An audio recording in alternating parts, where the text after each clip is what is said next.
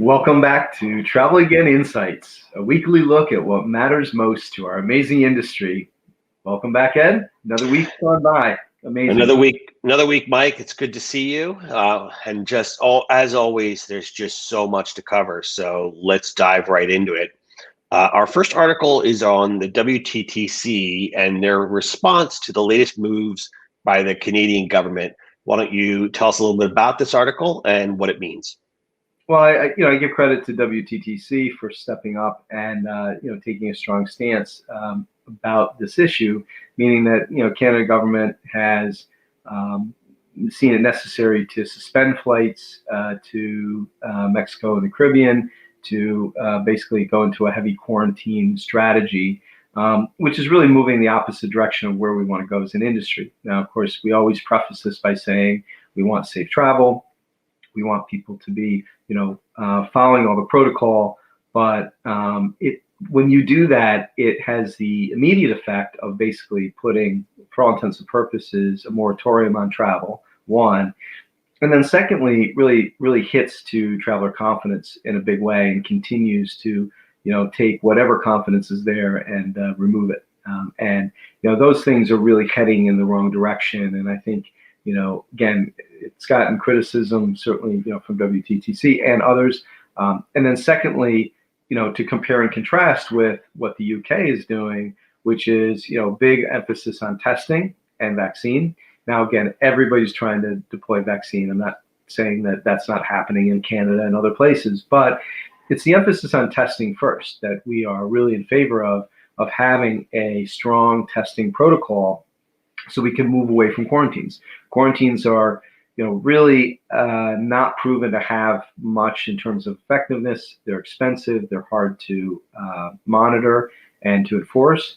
And really, we should be pouring our resources into proactive activities like testing, like digital health passports, like getting the infrastructure we need, not just for now, but for later as well, and down the road. So I think this is a really important, kind of issue, certainly very fundamental to us in general.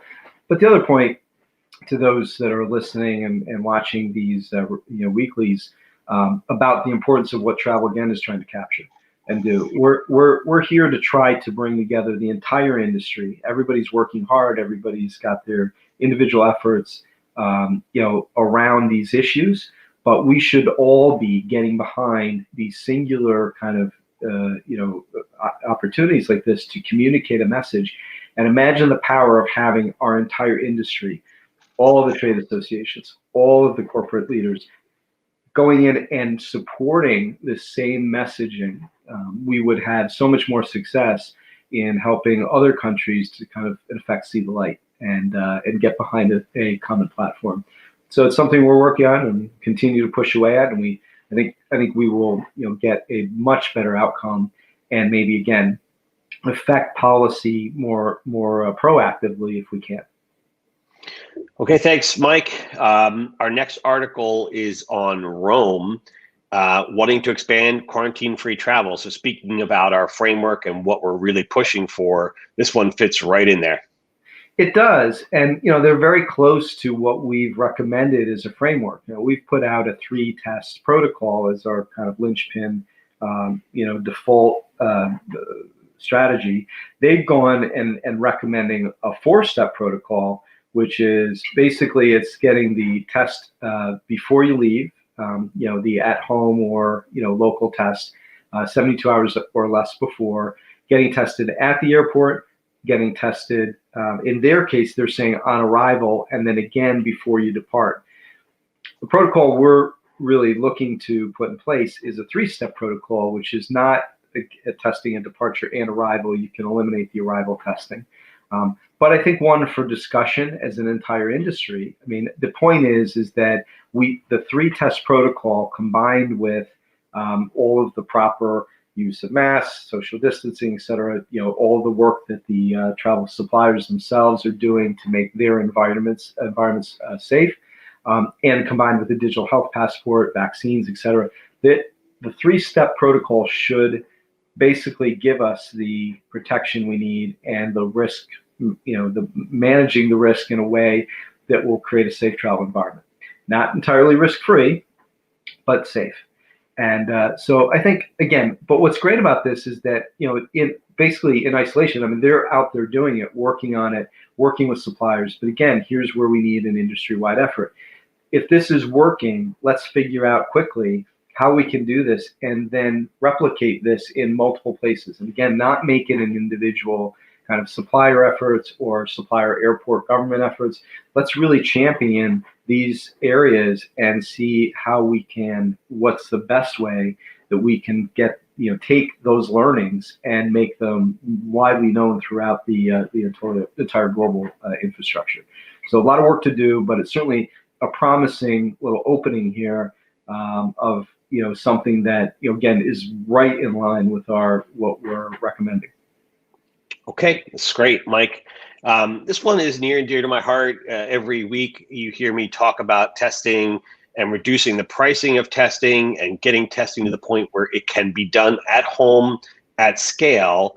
And so the US actually has issued a grant for $302 million to a Brisbane-based company for at-home testing. And for me, this is great news. Why don't you tell us a little bit about it? Yeah, like you pointed out to me, you're like, boy, this is, this seems like a big story that's not a big story. It didn't get much attention. Unfortunately, testing has not gotten the same emphasis, same, kind of media interest that vaccinations have, and maybe for good reason, I know, but in a different way, this race to provide, inexpensive, highly effective, do-it-yourself testing is critical. I mean, it's a linchpin part of what will not only help us through the immediate need, but really prepare us for the long term of what our world will need to look like to have, managed risk from a health perspective throughout the travel infrastructure for years to come. We have to look at it as what are the permanent long-term, solutions that we need here.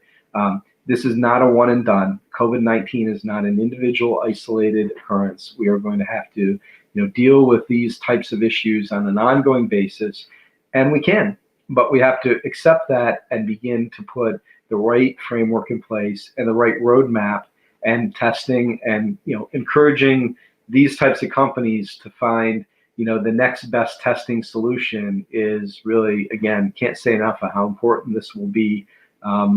In so many ways, equally as important as every other aspect of what we're working on right now.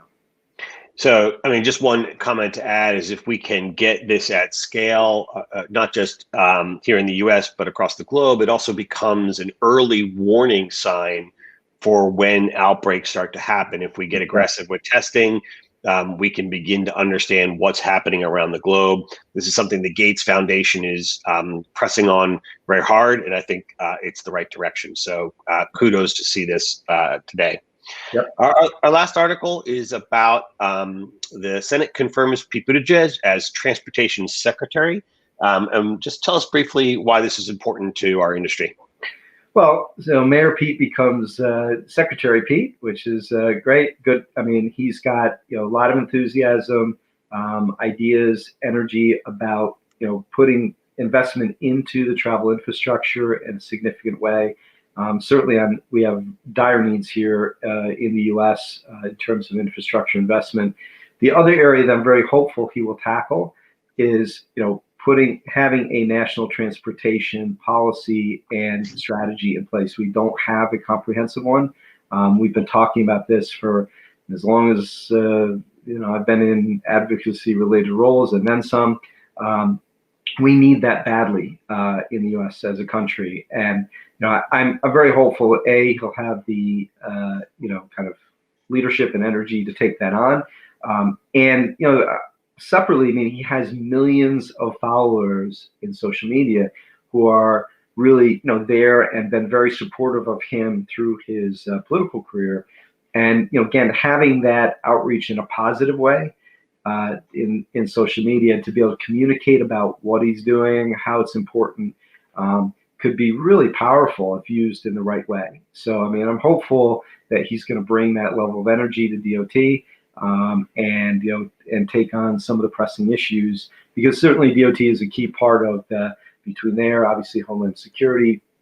In general, there's some key elements commerce that play a critical role in making our industry better. So we're very encouraged, and hopefully we'll hear a lot more about Secretary Pete in the weeks and months to come. Congratulations to the Secretary, and that's it for this week, Mike. Yep, good stuff, and we'll see you next week. I'll see you next week.